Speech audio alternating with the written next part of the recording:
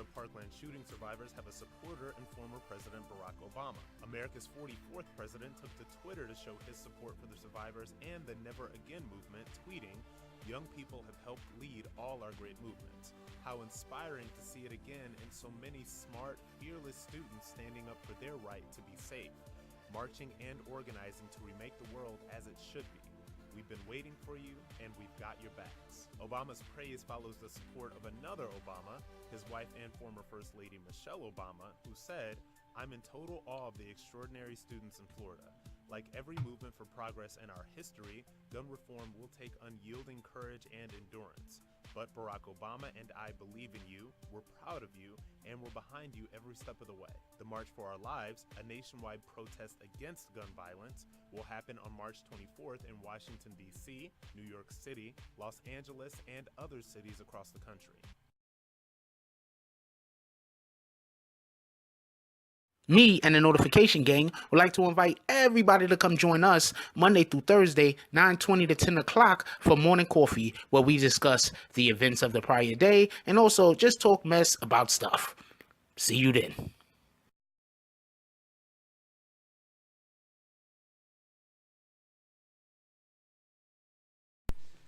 BBN, Jack Frost. What's up, party people? Hey, before the video even continue, hit that like button, subscribe, and join the Notification Gang. Hashtag Bronx Bombers. Let's get it.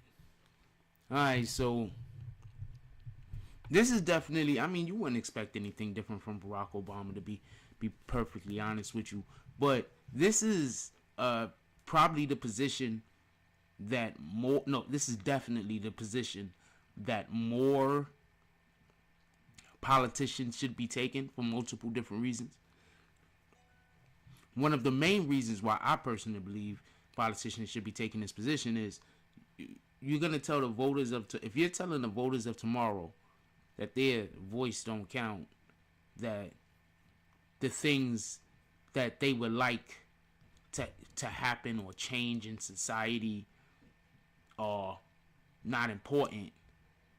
If you're gonna try to tell the voters of tomorrow that their voice don't count, so what do you think is gonna happen when the voters of tomorrow become the voters of today? You know, like, what are you gonna consider? How are you gonna look at that? So the Democratic Party, for one, has extended themselves to the voters of tomorrow, to the teenagers, to the 16-year-olds, the 17-year-olds, to the people who don't have whose voice don't resonate politically currently, but will in the future. And I try to say this all the time. The way that our country is currently going, you have to look at it like this. The next major elections is going to see a complete and total overhaul, because you're going to have people who are going to vote with their wallets, and you're going to have people that's going to vote with their eyes and their feelings, and just seeing what's going on in America currently. It's just going to want change, because from what we were going through when Barack Obama was president, we have currently did a complete 180. We're going all the way in the other direction. And just to be fair to the president and be fair to, I want to point out that 401ks are up by like 30%. The average 401k is up by like 30%. Okay? Just so we could get an understanding about why there will be a large contingency of people who will want to vote this president back in the office. They're going to vote with their wallets. Now, and just so we're clear on this, you have to understand that a lot of these Republican politicians that's coming out and they're trying to be disrespectful towards these teenagers, because let's be honest, they're being disrespectful. They're being really, really disrespectful and dismissive of the Parkland students and the trauma that they have went through. They're being really, really dismissive. Anyway, let's get to this article on Barack Obama real quick. Get this out of there. Can I get this out of there? And then that happened. And okay. So it says former President Barack Obama on Thursday lauded the young people who are rallying to end gun violence. Now, could we just be clear on something? I know there's a large number of people that believe getting rid of the Second Amendment and just illegalizing all weapons is the way to go. That's gonna prevent all gun violence. Well, no, it's not. It's not gonna prevent all gun violence at all. Gun violence will still happen, especially when you deal with the inner cities. A lot of the guns which is used in gun violence are not even legally being owned. And if you think legalizing guns is going to make it so no one has a gun, then you're just naive. That's not what's going to happen. It just doesn't work that way. You know, think about how many things are illegal and are easily attainable. That's one. Two, if you look at the history of the world, lots of times our governments have subjugated the population of their countries, because the population of their countries didn't have the ability to fight back. Now we live in a Republican controlled America. There is no other, there are very few other times in the history of our nation that we needed to make sure that we had weapons to protect ourselves. I'm not a gun owner, but I can definitely understand the people that believe that they need guns in order to protect themselves. Think about it like this.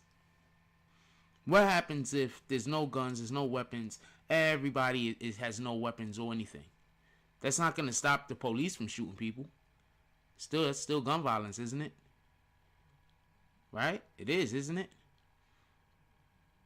How about all of the cocaine is absolutely illegal? It still gets in the country. Why wouldn't guns?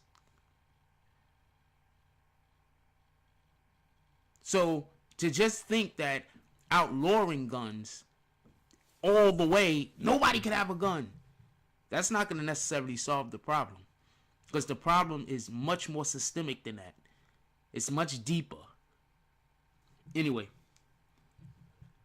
a day after hundreds of students across the country walked out of class to demand safer schools, which they should, Obama expressed his support, saying it's inspiring to see so many smart, fearless students standing up for their right to be safe, marching and organizing to remake the world as it should be. Now, I've heard... Why does this keep popping up? Get out of here, dog. I like dogs too. So I think every time I click the button, it just pops up. It's cool though. So I heard that there was some radicals, I'm going to call them, that wanted teachers to have guns in order. I think that that's insane. I think that that's insane to, first of all, it's not even, you know how many teachers wouldn't even be able to reach the qualification to be a gun owner? And what about these states that have extremely stringent gun ownership laws, like New York City? You know how many teachers would not be able to make the grade? It just doesn't make sense. It's foolish. What I do think would be helpful is, I don't understand why there's not metal detectors in every school. I used to go to Harry S. Truman High School in the Bronx. We had metal detectors in the 90s. I don't see what's so hard to get metal detectors. I don't see how that's so hard.